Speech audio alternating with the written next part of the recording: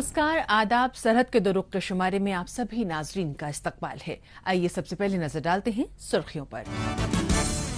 बिजली कटौती से बेहाल हुए पाकिस्तानी मकबूजा कश्मीर की आवाम। गिलगित बल्तिस्तान में ओपीडी छोड़ एहतजाज पर जुटे डॉक्टर्स रिस्क अलाउंस न मिलने से है नाराज। और मंशियात में मुब्तला लोगों के लिए श्रीनगर में drugs de addiction centre car फरमा। पाकिस्तानी मकबूजा कश्मीर में अवाम के लिए हर दिन मुश्किलों भरा होता है। हर दिन उनका सामना किसी न किसी चैलेंज से होता है। रोजमर्रा की जिंदगी में इंसान की अपनी ही दिक्कतें क्या कम हैं जो इन्हें हुकूमत के जरिए दी जाने वाली मुश्किलात से भी जूझना पड़े। एक खास बात यह भी है कि यहाँ मुसीबतें भी मौसम के हिसाब से आती हैं। मौसम में सरमा के अपने मसाइल हैं तो बारिश के दिनों के अपने। इसी तरह गर्मियों के मौसम की मुश्किलात की भी अपनी अलग खुसूसी पहचान है। जैसे कि हर साल मौसम गर्मा में बिजली कटौती का मामला तशवीशनाक सूरत इख्तियार कर लेता है और रवा साल भी ऐसा ही हो रहा है। बेपनाह बिजली कटौती तो इस साल बहुत बड़ी मुसीबत के तौर पर सामने आ रही है और इसकी मुखालफत में एहतजाज का सिलसिला भी जारी है। मुजफ्फराबाद में ये एहतजाज है ताजिरों का। ये एहतजाज है महकमाए बरकियात और वापडा यानी water and power development authority के खिलाफ। दरअसल इन इदारों की नाअहली की वजह से दारुल हुकूमत समेत पूरे खित्ते को शदीद लोड शेडिंग का सामना करना पड़ रहा है। इस वजह से पूरा मुआशरा ही मुतासिर हो रहा है। लेकिन इसके खिलाफ आवाज उठाने की पहल की है ताजिर बिरादरी ने, क्योंकि उन्हें लाइट न रहने की वजह से हर दिन हजारों लाखों का नुकसान उठाना पड़ रहा है। बड़े ताजिर ही नहीं बल्कि छोटे दुकानदार भी इससे काफी ज्यादा परेशान हैं। इसलिए आज ये लोग अपना कामकाज बंद करके एहतजाज पर आमादा हैं। आज का जो ये एहतजाज है ये एक पुरअमन एहतजाज है और ये एक मैसेज देने के लिए एहतजाज रिकॉर्ड किया गया कि ये जो लोग इस गर्मी में यहाँ खड़े हैं ये खाली ताजिर नहीं है, ना ही ये खाली ताजिरों का मसला है लोड शेडिंग, ये आम बंदे का मसला है, ये स्कूल में पढ़ने वाले बच्चे का मसला है, ये घर में मेरी माँ बहनों का मसला है, ये अस्पताल में लेटे हुए मेरे मरीजों का मसला है, ये मेरे उन मुलाजमीन का मसला है जो अपने दफ्तरों में सुबह निकलते हैं और शाम को अपने घर वापस आते हैं। ऐसा अक्सर देखने में आया है कि पुरअमन तरीके से एहतजाज करने पर हुकूमत इनकी नहीं सुनती, लेकिन ये सीधे साधे लोग तशद्दुद का रास्ता अपनाना नहीं चाहते, किसी किस्म के तोड़ फोड़ नहीं चाहते। ये तो बस इतना ही चाहते हैं कि अगर बिजली काटना बहुत जरूरी है तो उसका कोई मुकर्रर वक्त तय कर दिया जाए, जिससे हम सभी को पता रहेगा कि इस वक्त बिजली रहेगी और इस वक्त नहीं। लेकिन मकामी महकमे को शायद बेमियादी बिजली कटौती की आदत पड़ी हुई है, इसलिए तंग आकर ये लोग अब असेंबली का घेराव करने की बात कह रहे हैं, क्योंकि जब तक हुक्मरानों से ये लोग सीधे मुखातिब नहीं होंगे मसले का हल नहीं निकलेगा। हम करेंगे, हम करेंगे, हम करेंगे। आज का ये हमारा पुरअमन एहतजाजी मुजाहरा, इसको आप लाइट न लेने हुकूमत आज़ाद कश्मीर और हुकूमत पाकिस्तान और बिलखुसूस वापदा कीजिए जो दहशतगर्दी आज़ाद कश्मीर में बिजली की सूरत में अवाम पर फोर्स की जा रही है, इसको हम ना मंजूर करते हैं।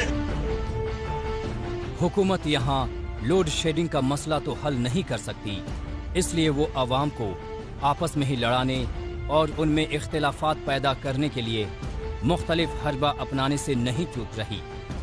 मसलन हुकूमत के इशारे पर एक ग्रुप का कहना है कि बड़े मुल्कों मसलन यूरोपियन ममालिक में अगर किसी को हुकूमत से शिकायत है या उन्हें कुछ दरियाफ्त करनी है तो वो लोग रोड ब्लॉक करने जैसा हरबा नहीं अपनाते, बल्कि सिर्फ एक मेमोरेंडम देते हैं जिन पर उनकी डिमांड्स लिखी होती है।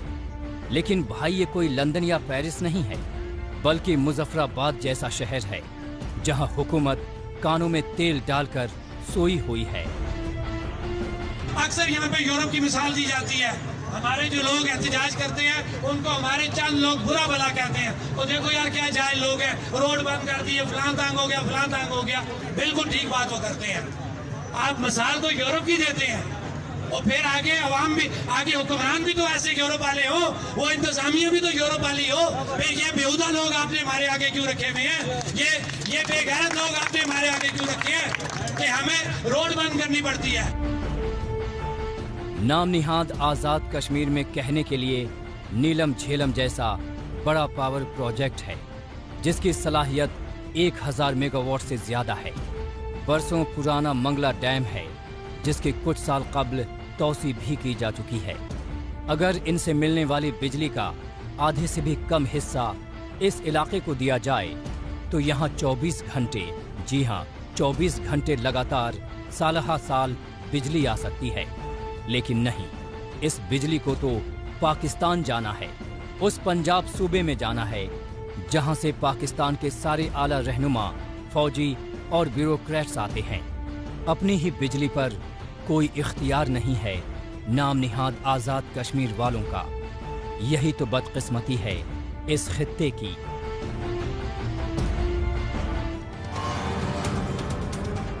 पाकिस्तानी मकबूजा कश्मीर में बिजली कटौती से आवाम को आने वाली मुश्किलात देखने के बाद अब चलते हैं जम्मू कश्मीर की जानिब। यहाँ पर मकामी नौजवानों को मंशियात और दूसरी समाजी बुराइयों से बचाने के लिए एक जानिब उन्हें बेदार किया जा रहा है जिससे ये नशे के जाल में फंसे ही नहीं, वहीं अगर फिर भी कुछ लोग इसके शिकार बन जाते हैं और बुरी लत को गले लगा लेते हैं तो उन्हें फौरन सही रास्ते पर लाने के लिए कदम उठाना जरूरी है। पुराने से पुराना और कैसा भी खतरनाक नशा छूट सकता है अगर अहले खाना का साथ हो और साथ ही प्रोफेशनल हेल्प मिले, क्योंकि अच्छा खान पान, दवाइयां और बेहतर इलाज जिसमें साइकेट्रिक ट्रीटमेंट भी शामिल है, इनके मिलने से मरीज की हालत में फौरन असर दिखने लगता है।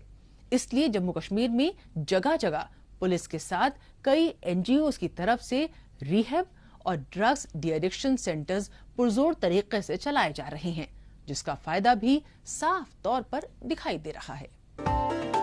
हालिया बरसों में जम्मू कश्मीर के नौजवान नस्ल को मंशियात से दूर रखने और वापस मुआशरे से जोड़ने में सिविल इंतजामिया, पुलिस अमला और कई NGO यानी गैर सरकारी इदारों का किरदार अहम साबित हुआ है।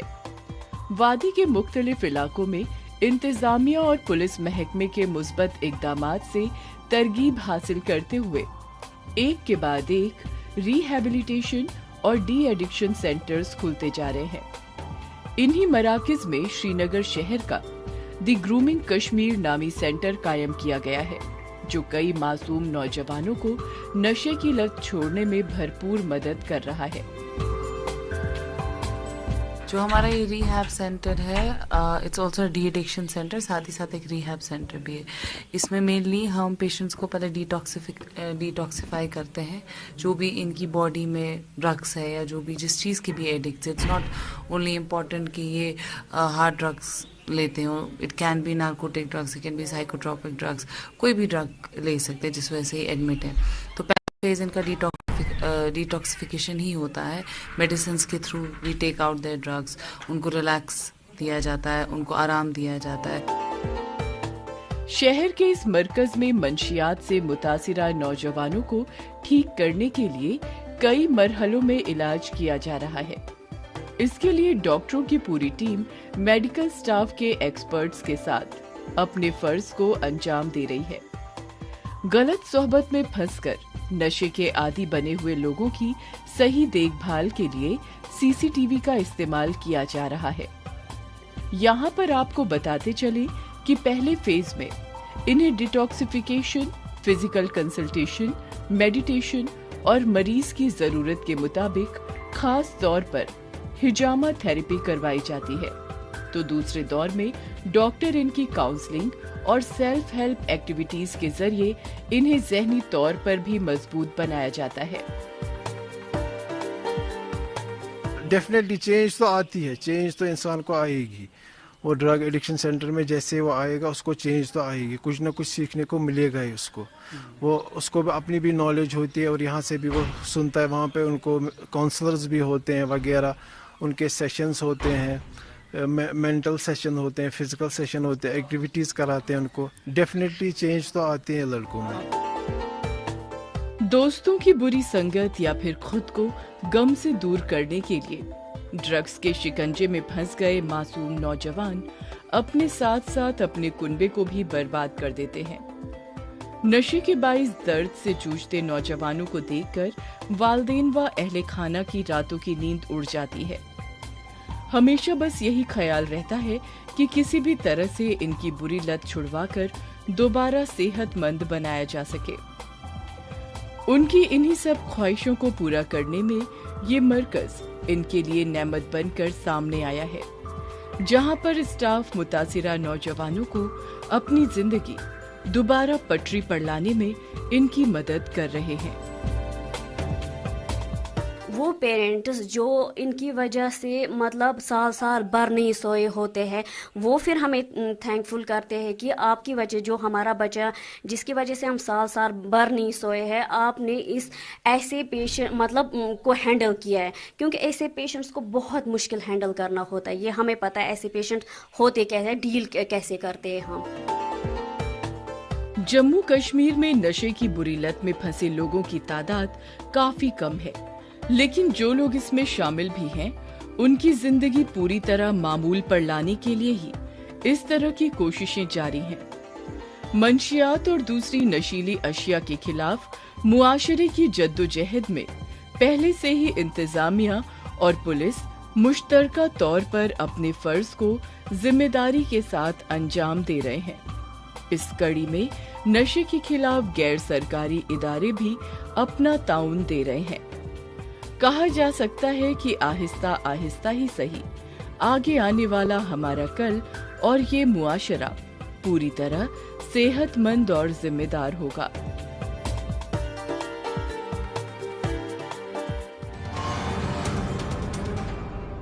मौजूदा दौर सोशल मीडिया का दौर है। आजकल खबरों को जानने, अपनी राय रखने और खबरों के तबादला ख्याल में ट्विटर का खूब इस्तेमाल हो रहा है।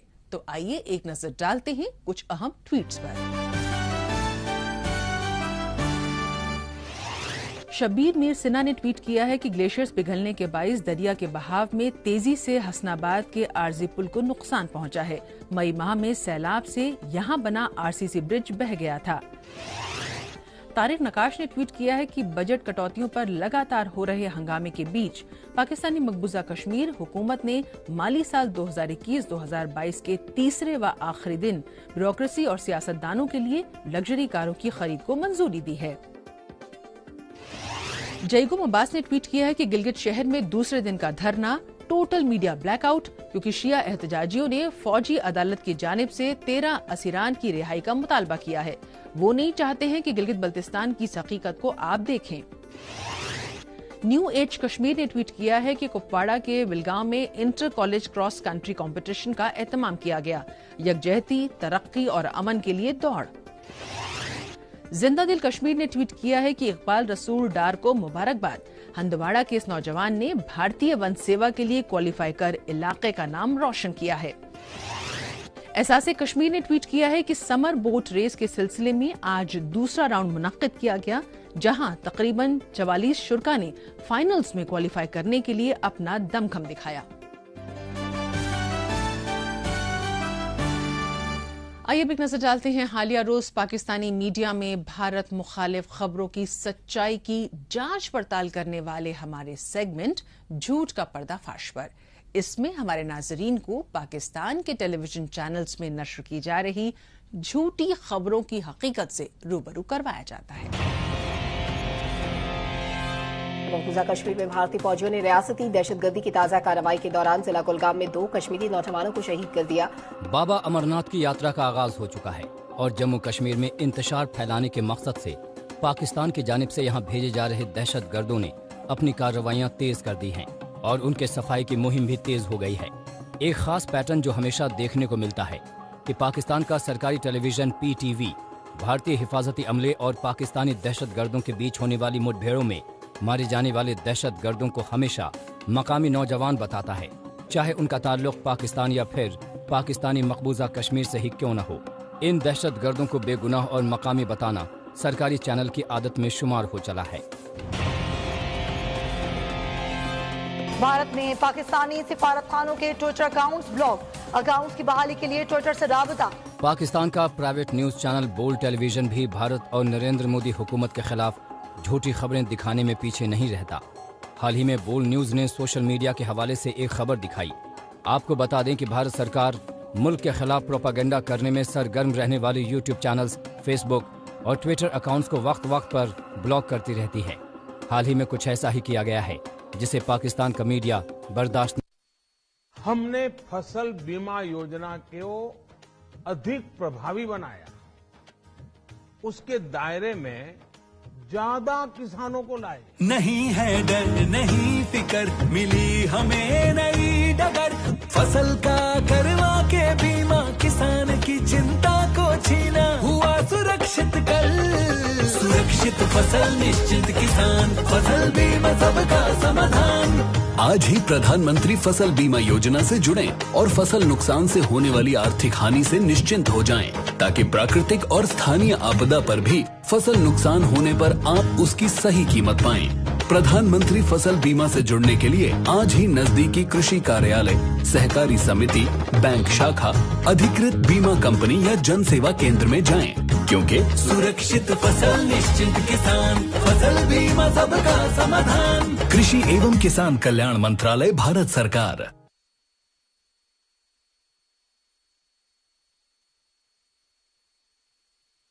नहीं कर पा रहा है। भारत ने कुछ ऐसे पाकिस्तानी अफराद और सिफारत खानों के ट्विटर अकाउंट्स को ब्लॉक किया है जो नफरत फैलाने और भारत मुखालिफ प्रोपागेंडा फैलाने में लगे हुए थे। जब जनवरी 2020 में कोरोना वबा की शुरुआत हुई थी तो ये अंदाजा नहीं था कि इसकी वजह से इतनी बड़ी तबाही आने वाली है। और जब कोरोना का कहर बढ़ा तो बड़े बड़े मुल्क इसके आगे ढेर हो गए। ऐसे में गिलगित बल्तिस्तान की भला क्या बिसात। लेकिन फिर भी इन हालात में यहाँ के तिब्बी महकमे ने दिन रात काम किया और हालात को बखूबी संभाला। इस दौरान मेडिकल स्टाफ, खासतौर से डॉक्टरों की मांग रही कि हमें रिस्क अलाउंस दिया जाए, क्योंकि हम सभी जानलेवा खतरे के बावजूद पूरी ईमानदारी से काम कर रही हैं। हुकूमत ने इन पर रजामंदी तो जताई, लेकिन आज तक इनकी ये डिमांड पूरी नहीं हुई है। नतीजतन आज डॉक्टरों को भी आम लोगों की तरह एहतजाज के लिए मजबूर होना पड़ा है। गिलगित बल्तिस्तान में शोबाए तिब को खुद ही इलाज की जरूरत दिखाई पड़ रही है। इसकी बहुत सी ठोस वजूहात हैं। जहां एक जानिब मरीज इलाज के लिए दर दर की ठोकरें खाने को मजबूर हैं, तो वहीं दूसरी जानिब डॉक्टरों के अपने अलग ही मसाइल हैं। अस्पतालों में गिनी चुनी सहूलियात के दम पर डॉक्टर्स अपना फर्ज निभा रहे हैं और इसके एवज में इन्हें पूरे पैसे भी वक्त पर नहीं मिल रहे। कोरोना के दौर में इन्हें रिस्क अलाउंस देने का वायदा किया गया था, लेकिन कोरोना वबा के 2.5 साल गुजर जाने के बाद भी इन्हें कोई रिस्क अलाउंस नहीं मिल रहा। इसलिए आज डॉक्टर्स हड़ताल पर जाने को मजबूर हैं। ये एक छोटा सा मुतालबा है जो कि डॉक्टरों का, सिर्फ डॉक्टर्स नहीं है, इसमें पैरामेडिक्स है, जो हेल्थ रिलेटेड जितने पर्सन है जो अपनी जान पे जो है ना जान को खतरे में डाल के लोगों को बेहतर सहूलियत जो है ना पहुंचाने की कोशिश करते हैं। ये उनका हक है, पूरे पाकिस्तान में मिल रहा है। आप भी जो है ना ये हेल्थ रिस्क अलाउंस का नोटिफिकेशन करें।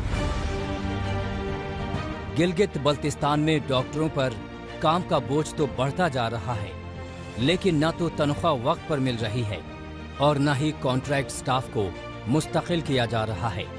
इन एहतजाजियों में बेशतर डॉक्टर ऐसे हैं जिन्होंने डॉक्टरी की तालीम लेते वक्त आवाम की खिदमत और एक बेहतर मुस्तकबिल के ख्वाब देखे थे, लेकिन यहाँ तो इनका सफर कांटों पर लगे हुए बिस्तर जैसा है, जिस पर एक पल का भी आराम नसीब नहीं होता। गिलगित बल्तिस्तान की तारीख में तो ये वाकया जरूर याद रखा जाएगा कि जब कोरोना वबा के दौर में लोग घरों में कैद थे, तब भी यहाँ डॉक्टर्स अपना फर्ज ईमानदारी से निभा रहे थे। लेकिन इस मेहनत और ईमानदारी का इन्हें कोई सिला नहीं मिला। इस एहतिजाज का एक यकनुकाती जो है ना, ये एहतिजाजी हमारा जो है वो प्रोग्राम है जो हमें ग्रैंड हेड एलायंस की तरफ से, जो हमारे गिलगित बल्तिस्तान का गिलगित में मरकज़ है, उनकी तरफ से ये कॉल दी गई है। और इनके इस कॉल पे जो है ना लब्बे कहते हुए हमारे सारे डॉक्टर्स और पैरामेडिक्स के जो हमारी जो तंजीम है वो सरापा एहतिजाज है। और इसमें हमारा जो है ना ओपीडी फ़िलहाल बंद है। इमरजेंसियाँ और जो इमरजेंसियाँ और इंडोर जो पेशेंट है उसको एंटरटेन किए जा रहे हैं। तो मेन मकसद हमारा यकनुकाती प्रोग्राम, यकनुकाती हमारा एक मुतालबा है, वो हमारा जो है ना रिस्क अलाउंस है। गिलगित बल्तिस्तान की आबादी तकरीबन 20 लाख है, लेकिन यहाँ डॉक्टरों की तादाद 1000 तक भी नहीं पहुँच सकी है। गिनती के अस्पताल हैं और उनमें गिने चुने डॉक्टर्स। ऐसे में जो लोग यहाँ तिब्बी सहूलियात से वाबस्तगी रखते हैं वे सभी काम के भारी बोझ तले दबे हुए हैं। यहाँ कई बार डॉक्टरों की तादाद बढ़ाने की बात कही गई, लेकिन उस पर आज तक अमल दरामद नहीं हुआ। यहाँ बहुत बार अस्पतालों की हालत बेहतर बनाने की मांग की गई, लेकिन इस सिमत में भी कोई तवज्जो नहीं दी गई। न ही प्राइमरी हेल्थ सेंटर की तादाद बढ़ाई गई और न ही बड़ी तादाद में डॉक्टर तकर्रुर किए गए। अगर इन सब पर काम किया गया होता और डॉक्टरों और पैरामेडिकल स्टाफ को सही सहूलियात मिल रही होती तो ओपीडी छोड़कर डॉक्टरों को सड़कों पर न बैठना पड़ता। ये काफ़ी अरसे से रिस्क अलाउंस वाला मसला चल रहा है। हर फोरम पे इसको उठाया गया है, हुकूमत की तरफ से इस पे इत्तेफाक भी किया गया है और ये वादा भी किया गया था कि इस बजट में जो है ना हेल्थ रिलेटेड जितने भी लोग हैं, पैरामेडिक्स हैं, डॉक्टर हैं और एलाइड स्पेशलिटीज़ वाले हैं, इनको रिस्क अलाउंस दिया जाएगा, क्योंकि ये मुल्क के सारे सूबों में दिया गया है। सिंध में ले रहे हैं, पंजाब में ले रहे हैं और KPK में ले रहे हैं। तो ये इस वक्त इस दफ़ा अंडरस्टूड था कि बजट में ये जो है ना पेश होगा और ये हमें इस दफ़ा इसका ऐलान होगा। तो ये हमारे लिए एक शॉकिंग न्यूज़ था कि कल बजट में इसका ऐलान नहीं हुआ। इसे बदकिस्मती ही कहा जाएगा कि गिलगित बल्तिस्तान से ताल्लुक़ रखने वाले डॉक्टर भी यहाँ आने की बजाय पाकिस्तान में ही रहना पसंद करते हैं, क्योंकि यहाँ डॉक्टरों को किसी किस्म की कोई सहूलत ही नहीं है। जिन डॉक्टरों को बाहर जाने का मौका मिलता है वो बैरूनी मुल्कों में जॉब को तरजीह देते हैं, लेकिन हर कोई इतना खुशकिस्मत नहीं है। इस खित्ते की एक बड़ी सितम ज़रीफ़ी ये भी है कि जब पैसे खुद पर खर्च करने की बात होती है या फिर हुक्मरानों को अपने लिए VIP प्रोटोकॉल का दिखावा करना होता है तो उनके पास कभी पैसे कम नहीं पड़ते। दर्जनों गाड़ियों का काफिला लेकर चलते वक्त हुक्मरान फिजूल खर्ची के बारे में नहीं सोचते, लेकिन अगर डॉक्टरों को रिस्क अलाउंस या पाकिस्तान के सूबों के डॉक्टर के बराबर तनख्वाह देने की बात होती है तो वो बहाने बनाने में लग जाते हैं। अब ऐसे में डॉक्टर्स बेचारे एहतजाज न करें तो भला क्या करें।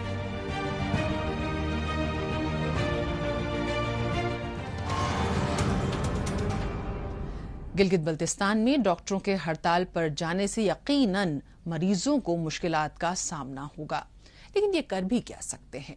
बहरहाल एक बार फिर चलते हैं जम्मू कश्मीर। किसी भी मुश्किल हालात या चुनौती के वक्त भारतीय हिफाजती अमला सबसे आगे रहता है। बात चाहे सरहदों की हिफाजत की हो या फिर आम लोगों के जानो माल की। फौजी जवान हर तरह की सूरत हाल का सामना करने के लिए तैयार रहते हैं। दहशतगर्दों के मंसूबे नाकाम बनाने और उनके दांत खट्टे करने के अलावा भी फौजी जवान आवाम की फलाह बहबूद में बढ़ चढ़कर अपना किरदार निभाते आए हैं। सरहदी इलाकों में लोगों की मदद करना हो या फिर तरक्याती काम या फिर आवाम की सेहत का ख्याल रखना, इन सब में सिक्योरिटी फोर्सेस का किरदार काबिले तारीफ रहता है।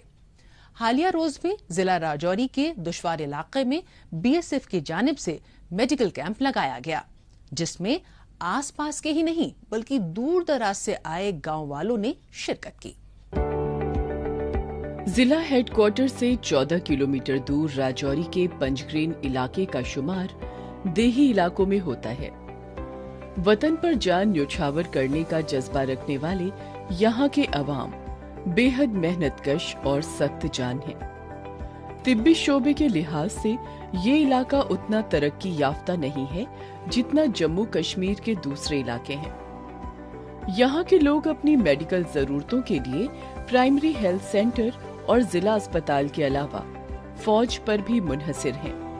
गुज़िश्ता कुछ वक्त से ये लोग बॉर्डर सिक्योरिटी फोर्स यानी BSF से गुजारिश कर रहे थे कि यहाँ मेडिकल कैंप लगाया जाए और इनकी मांग पर भरपूर तवज्जो दी हिफाजती अमले ने। यहाँ पहले भी बहुत आर्मी कैंप जो मेडिकल फ्री कैंप लगते रहे और लोगों को फ़ायदा पहुँचता रहा, और आज फिर से BSF वालों ने यहाँ मेडिकल कैंप का जो किया है तमाम बहुत अच्छा प्रोग्राम है। मुफ्त चेकअप, दवाइयाँ, इलाज और सेहत को बेहतर बनाने के लिए जरूरी टिप्स, इस मेडिकल कैंप में वो सब कुछ था जिसकी एक आम आदमी तवक्को रखता है। मुख्तलिफ तरह की बीमारियों का इलाज इस तिब्बी कैंप में मौजूद था। छोटी बड़ी तमाम बीमारियों के डॉक्टर यहाँ गांव वालों का तसल्ली बख्श तरीके से इलाज कर रहे थे, उन्हें दवाइयाँ दे रहे थे और हिदायती इक़दामात के बारे में भी बता रहे थे। ऑप्थेल्मोलॉजिस्ट, साइकियाट्रिस्ट, गायनोकोलॉजिस्ट, डेंटिस्ट, कौन से मर्ज का डॉक्टर नहीं था यहाँ। जिसकी जैसी जरूरत, जैसी बीमारी, वैसा ही इलाज मौजूद था यहाँ, और वो भी स्पेशलिस्ट डॉक्टरों की टीम के जरिए। जो हमारा BSF है और हमारी आर्मी है, ये आए दिन जो है मेडिकल कैंप करते रहते हैं, खासकर जितने भी बॉर्डर एरियाज हैं वहाँ पे करते हैं। BSF ने जो उनकी मेन अप्रोच यही रहती है कि जो दूर दराज के लोग हैं जिन्हें ट्रीटमेंट नहीं मिल रहा है प्रॉपर, जो हॉस्पिटल नहीं आ सकते, सिटी में नहीं, उनको भी ट्रीटमेंट पहुँचे। तो इसके लिए हमने यहाँ पे फ्री मेडिकल कैंप जिसमें फ्री दवाइयाँ मिलेगी, फ्री कंसल्टेशन है, और कोई भी प्रॉब्लम होती है उसकी हमने सारी दवाइयाँ रखी हुई है यहाँ पे, भले वो गायनी की प्रॉब्लम हो, पीडिया की हो, न्यूरो की हो, हेडेक हो, नॉर्मल वीकनेस है बॉडी का। सो हम सारी जो मेन प्रॉब्लम्स हैं, बीमारी, हम उसे देख रहे हैं यहाँ पे। हमारी डॉक्टर्स की टीम आई है। सिविक एक्शन प्रोग्राम के तहत मुनक्किद इस मेडिकल कैंप की एक और खास बात थी कि यहाँ सब कुछ बिल्कुल मुफ्त था। सर्दी जुकाम की दवाइयों से लेकर बुखार की गोलियों तक यहाँ जरूरतमंदों को तकसीम की गई। जिन्हें कोई खास बीमारी नहीं थी, सिर्फ हाथ पैरों में दर्द या कमजोरी थी, उन्हें आयरन और मुख्तलिफ विटामिन की गोलियां दी गईं। हामिला खवातीन को दवाइयों के अलावा ये भी बताया गया कि कैसे जच्चा बच्चा तंदुरुस्त रह सकते हैं, ऐसे वक्त में क्या खाना चाहिए, कब कब खाना चाहिए और कितना खाना चाहिए। कमजोरी वाले पेशेंट ज़्यादा आ रहे हैं यहाँ पे, जो प्रॉपर जिनको न्यूट्रिशन नहीं मिल पाता, ग्रोथ जिनकी प्रॉपर नहीं हो पाती, वैसे पेशेंट ज़्यादा आ रहे हैं। बच्चों की ग्रोथ अच्छे से नहीं हो पाती, तो इनको अवेयरनेस देने की ज़रूरत बहुत ज़्यादा है। प्रेग्नेंट फीमेल्स इतनी अवेयर नहीं है कि वो प्रॉपर अपना हॉस्पिटल में जाके अपना मतलब जनरल चेकअप करा पाएँ, तो इसलिए उनको अवेयरनेस प्रोवाइड करने के लिए प्लस हेल्थ चेकअप कराने के लिए ये मेडिकल कैंप ऑर्गेनाइज कराया हमने। राजौरी के इन दूर दराज इलाकों में रहने वाले लोगों के लिए हिफाजती अमले के जवान उनके सुख दुख के साथी भी हैं। ये लोग फौज को अपना मानते हैं और बदले में इन्हें फौजी जवानों का भरपूर साथ मिलता है। यही वजह है कि ये कोई पहला मौका नहीं है जब इस तरह का फ्री मेडिकल कैंप यहाँ लगाया गया है। इससे कबल भी यहाँ कई बार मेडिकल कैंप लगाए जा चुके हैं। इसके अलावा ऑपरेशन सद्भावना के तहत मसनूई अजा की तकसीम और मकामी बच्चों को भारत दर्शन टूर के तहत मुल्क के मुख्तलिफ हिस्सों में घूमने का मौका भी फराहम हुआ है। सिर्फ राजौरी ही क्यों, बल्कि जम्मू कश्मीर के दूसरे अजला में भी भारतीय फौज इस तरह के सराहनीय काम करती रहती है।